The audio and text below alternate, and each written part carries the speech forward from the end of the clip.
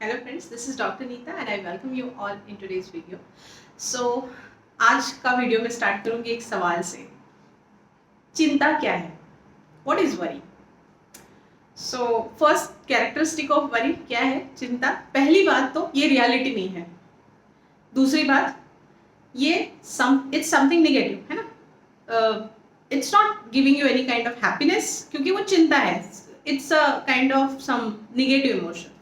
तो अगर वो प्लेजर देता तो वो पॉजिटिव इमोशन होता, लेकिन वो कुछ ना कुछ निगेटिव इमोशन दे रहा है, प्रोड्यूस कर रहा है, यानी कि वो निगेटिव इमोशन है।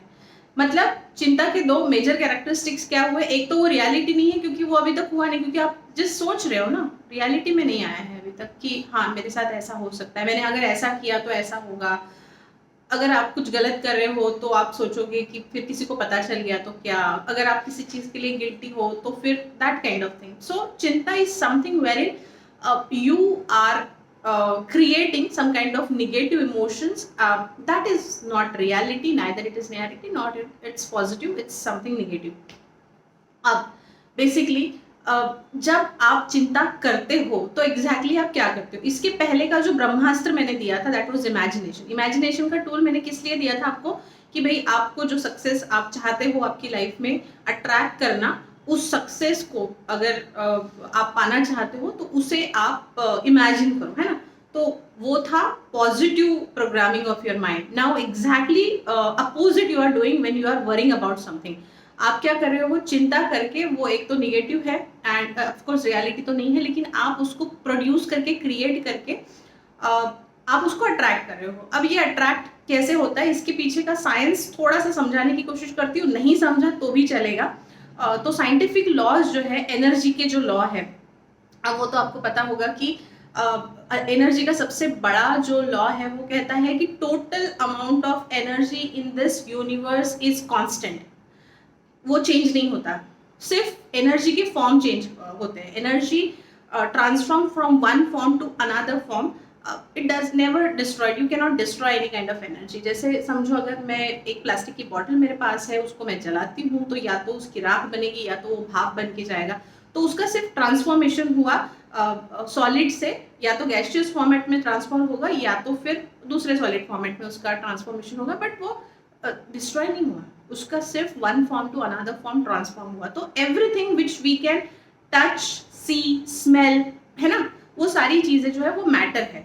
अब ये जो मैटर है, मैटर जो है वो एटॉम से बना होता है। मतलब इसका सबसे छोटा जो पार्टिकल है, आज का वीडियो थोड़ा सा साइंटिफिक हो रहा है but just bear with me, थोड़ा सा साइंस समझ लो इसके पीछे का तो बहुत ईजी हो जाएगा समझना।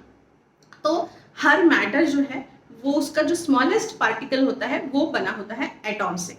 एटॉम का मतलब क्या है? उसके बीच में एक न्यूक्लियस होता है, उसके आजू बाजू में न्यूट्रॉन, प्रोटॉन जो है वो घूमते रहते हैं, and this is a format of energy, atom bomb and all you might be knowing.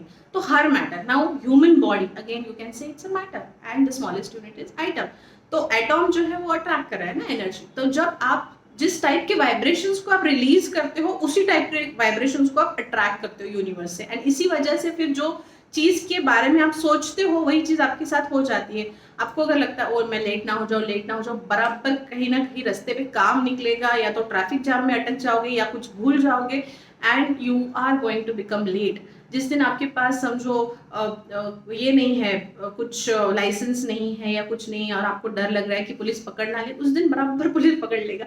आप जब जो थॉट क्रिएट करते हो उस टाइप की ही सिचुएशंस को, उस टाइप के लोगों को एक्चुअली आप अट्रैक्ट करते हो। ये क्यों होता है? क्योंकि ये जो एनर्जी है, हर एनर्जी की एक वाइब्रेशन होती है, उस फ्रीक्वेंसी पे वो वाइब्रेशन जो है वो रन होती है। मतलब हम होता है ना कि हम किसी शादी में जाते हैं, वहां पे बहुत सारी भीड़ लगी हुई होती है लोगों की, लेकिन उसमें से फिर समझो अनजान भी है या फिर नोन भी है, तो पहले तो बहुत सारे लोग एक साथ बात करते हैं, लेकिन थोड़ी देर के बाद फिर थोड़े थोड़े, दो दो, तीन तीन, चार चार, पांच पांच के ग्रुप में वो ये हो जाते हैं। तो जिसके साथ अपनी फ्रीक्वेंसी मैच होती है हम उसी की तरफ खींचे चले जाते हैं, क्योंकि वो और हम एक फ्रीक्वेंसी पे वाइब्रेट कर रहे हैं। इवन वैसे ही कॉलेज में, स्कूल में हम एडमिशन लेते हैं तो सबके साथ हमारी दोस्ती होती है, लेकिन हमारे जो क्लोज फ्रेंड होते हैं वो एक फ्रीक्वेंसी पे वाइब्रेट कर रहे होते हैं, इसलिए हम एक्चुअली उनके साथ क्लोज हो जाते हैं। तो that is what is called as frequency और वाइब्रेशन।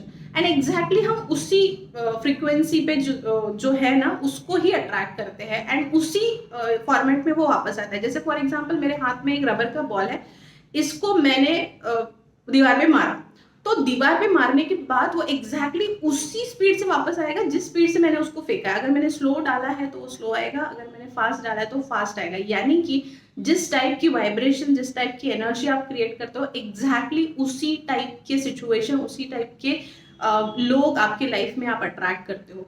तो बेसिकली चिंता चिता समान है सही कहावत है। तो चिंता छोड़ दो इस ट्रांसफॉर्मेशनल जर्नी में। अगर सचमुच आप चाहते हो सक्सेस को पाना एंड आपके बेस्ट वर्जन को क्रिएट करना, तो बेसिकली ट्राई टू अंडरस्टैंड कि where you are currently, what kind of thoughts you are creating, are they negative. अगर वो नेगेटिव है तो मैं उसको पॉजिटिव करने की कोशिश कैसे करूँ। कोशिश करने के लिए तो अपने ट्रांसफॉर्मेशनल वीडियो है ही, but at least you should start initiating this thought कि at least I need to change the vibration or frequency, otherwise I'll always attract this negative people and negative situations around me।